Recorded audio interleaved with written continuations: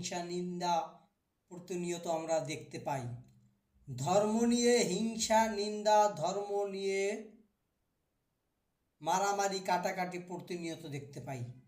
আসলে যারা এই ধর্ম নিয়ে হিংসা নিন্দা করে তারা কি ধার্মিক ব্যক্তি? ধার্মিক ব্যক্তি হতে পারে না। ধার্মিক ব্যক্তি কখনো হিংসা নিন্দা করবে না ধর্মকে নিয়ে। যদি ধর্মকে নিয়ে ভালোভাবে জানে বোঝে তাহলে হিংসা করতে পারে না। যেমন এই যে আমার হাতে এক গ্লাস জল, পানি বা ওয়াটার যাই বলেন, বস্তু কিন্তু একটা, নাম বিভিন্ন। এই ধর্মটা হচ্ছে কেমন আমি আপনাদের বুঝাই। ধর্মের কোনো রং নাই, ধর্মের কোনো জাতপাত নাই, ধর্মের কোনো ব্যবধান নাই, ধর্ম এক। যেমন এই যে জলটার নাম হয়েছে পানি, জল, ওয়াটার, এই তো জিনিসটা এক। এখন এই জলটা আমি যদি একটা নীল পাত্রে রাখি তাহলে কিন্তু নীল রং ধারণ করবে। জলটা এখন যেরকম দেখা যাচ্ছে এই কালারটা থাকবে না, নীল রং হবে, নীল। যদি একটা কালো গ্লাসে রাখি তাহলে জলটা কালো দেখা যাবে। মানে এই জলটা যখন যে পাত্রে রাখবো সেই পাত্রের রং ধারণ করবে। তো ধর্ম তদ্রূপ, যে ভাবে পালন করবে সে সেইভাবেই ধর্ম প্রতিষ্ঠিত হবে। ধর্মের কোনো জাতপাত নাই, ধর্মের কোনো রং নাই। যেমন জলের কোনো রং নাই, ধর্মের কোনো রং নাই। ওটা যখন যে পাত্রে রাখা হবে সে সেই পাত্রের রূপ ধারণ করবে। এটাই হচ্ছে ধর্মের মূল ব্যাখ্যা। তাহলে আমরা যে হিংসা করি কেন করি? হিংসা কি করা যাবে? ধর্ম যদি এক হয়, সৃষ্টিকর্তা যদি এক হয়, তাহলে আমরা হিংসা কারে করি? যাকে হিংসা করবো সেও তো ওই একই সৃষ্টিকর্তার সৃষ্টি। আপনি আমাকে হিংসা করবেন, আমি আপনাকে যে সৃষ্টি করেছে আমাকে তো সেই ব্যক্তি সৃষ্টি করছে, কারণ সৃষ্টিকর্তা তো একজন। তাহলে হিংসা আমরা কিভাবে করি? আমরা বুঝি না। আসলে আমরা বুঝি না। আমরা না বুঝে মানুষের প্রতি আক্রোশ করি, মানুষের প্রতি হিংসা করি, মানুষকে প্রতি মনে করেন মারি কাটি, এটা করি সেটা করি। এই যে জুলুম অত্যাচার, এগুলো আমরা না বুঝে করি না। এগুলো করা যাবে না, এগুলো করা যাবে না। যে ব্যক্তি ধার্মিক ব্যক্তি সে ব্যক্তি এটা করবে না। যে দস্যু, ডাকাত, অধার্মিক, ধর্ম সম্পর্কে জানে না, সে এইসব কাজ করবে। আর এইসব কাজ যে করবে, মারামারি কাটাকাটি খুনাখুনি যে করবে, সে ব্যক্তিকে জানতে হবে সে ব্যক্তি অধার্মিক। তার দ্বারা মঙ্গল হবে না, দেশের শান্তি আসবে না, অশান্তি আসবে, অশান্তি। সে যদি শান্তির কথা বলে সেটাকে মেনে নেওয়া যাবে না, কারণ তার মধ্যে হিংসা ভর্তি। হিংসা থাকলে সে ধার্মিক ব্যক্তি হয় না, হিংসা থাকলে সে ধার্মিক ব্যক্তি হয় না।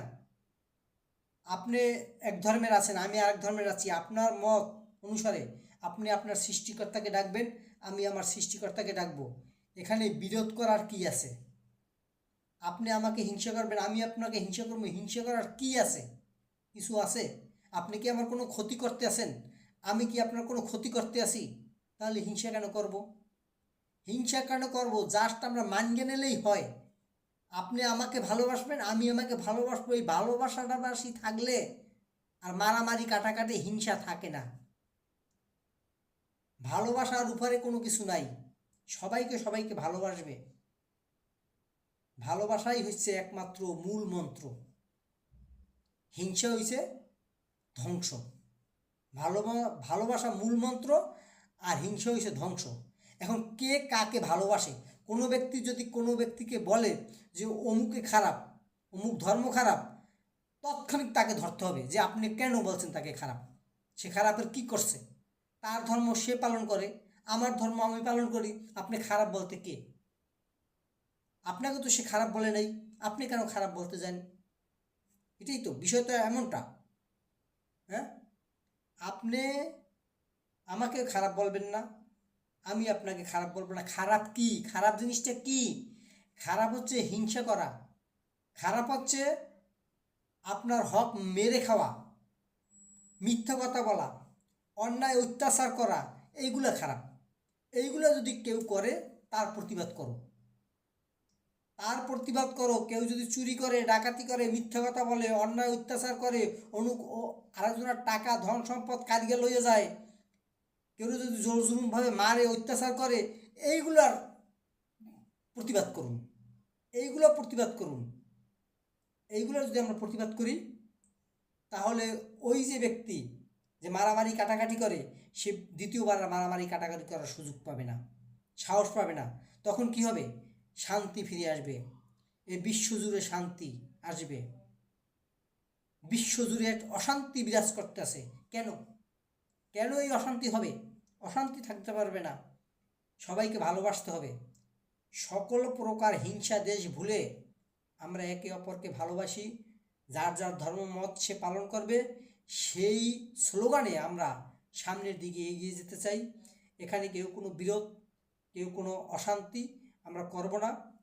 সবাইকে ভালোবাসবো, যার যার ধর্মমত সে পালন করবে, এই স্লোগানে আমরা সামনে এগোতে চাই। আপনারা সবাই কাছে আমার অনুরোধ থাকবে যে আমরা সবাইকে ভালোবাসবো, সত্য কথা বলবো, সৎ পথে চলবো, কাউকে হিংসা করব না, কারো ধর্মকে হিংসা করব না। এই জন্য হরিচাঁদ ঠাকুর বলছে, কারো ধর্মকে নিন্দা করো না, কারো ধর্মকে নিন্দা করা যাবে না। আর মায়েদের ব্যাপারে আমরা অনেক কটু কথা বলে থাকি, কিন্তু না, মা একমাত্র নিজের স্ত্রী ভিন্ন সকল মানুষকে, সকল স্ত্রী জাতিকে মা জ্ঞানে সম্মান করতে হবে।